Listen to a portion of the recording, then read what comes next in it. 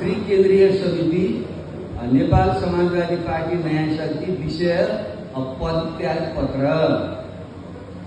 आज म नेपाल समाजवादी पार्टी नयाँ शक्तिको प्रथम महाधिवेशनबाट निर्वाचित अध्यक्ष पदबाट औपचारिक रूपमा पदत्याग गरेको घोषणा गर्दछु।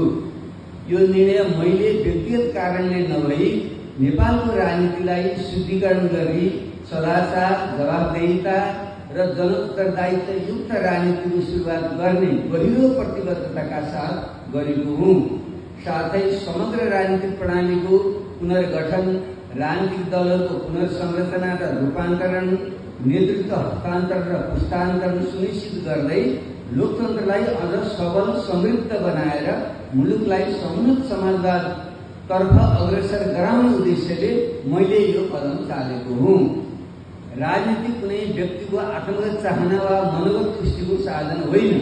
यो वस्तुगत आवश्यकता, समयको माग र समाजको बृहत्तर हितका लागि गरिने सेवामूलक कर्म हो। तर विडम्बना के छ भने नेपालका पुराना राजनीतिक दल र तिनका नेतृत्वहरूले राजनीतिलाई केवल पद, शक्ति र पैसाको खेलमा रूपान्तरण गर्दै व्यक्तिगत, गुटगत र पारिवारिक स्वार्थ पूर्तिको साधन बनाए। राज्य सत्ताको चरम दुरुपयोगका कारण मुलुक आर्थिक, राजनीतिक र सामाजिक दृष्टिले अस्थिर, असन्तुलित र भ्रष्टाचारग्रस्त बन्दै गयो। यसैको परिणाम स्वरूप बेरोजगारी, गरिबी र परनिर्भरताको दुश्चक्र झन गहिरिँदै गयो। यसै अन्तर्विरोधका कारण समाजका विविध क्षेत्र, विशेषतः नयाँ पुस्तामा गहिरो असन्तोष र आक्रोश सृजना भयो, जुन जेनजी विद्रोहका रूपमा विस्फोट भयो। यस क्रममा पुराना दल र नेताहरूको घोर जनविरोधी रवैयाका कारण दर्जनौं निर्दोष बालबालिकाको हत्या भयो। सयौं युवाहरू गम्भीर घाइते भई आज पनि जीवन मरणको दोसाँधमा छन्। लोकतन्त्र र सुशासनको पक्षमा प्रत्यक्ष निर्वाचित कार्यकारी प्रमुखको मागसहित शान्तिपूर्ण आन्दोलनमा उत्रिएका विद्यार्थीमाथि ताकी गोली प्रहार गरी गरिएको निर्मम हत्या र त्यसको जिम्मेवारी लिन तत्कालीन सरकारले गरेको अस्वीकार लोकतन्त्रकै इतिहासमा सबभन्दा ठूलो कलङ्क बनेर रह्यो।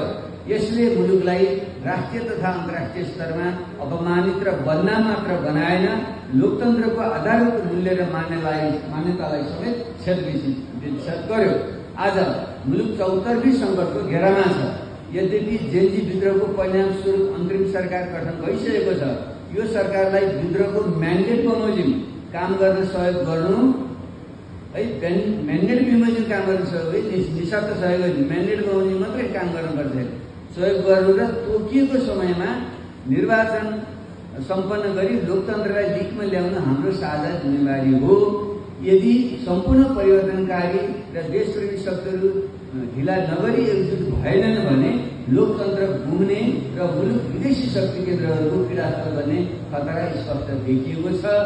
इतिहासको यो गम्भीर मोडमा संकीर्ण सोचाइ, गुट, स्वार्थ समूह वा पार्टीगत सीमाभन्दा माथि उठी नयाँ राजनीतिक आधारमा एकताबद्ध भई नेपालको समग्र राजनीतिको पुनर्गठन गर्नु आजको ऐतिहासिक आवश्यकता बनेको छ। पुरानो सोच, मान्यता र पद्धतिलाई भत्काएर मात्र नयाँ युगको आवश्यकता अनुरूप नयाँ इतिहास निर्माण गर्न सकिन्छ। आउनुहोस्, हामी सबैले देश र जनतालाई मुटुमा राखी नयाँ धरातलमा उभिएर जेनजी पुस्ताले चाहेको जस्तो सुशासनयुक्त नयाँ नेपाल निर्माण गर्ने दृढ संकल्प गरौँ। समृद्ध नेपाल सम्भव छ। हाम्रै पालामा बाबुराम भट्टराई 2082 असोज 8।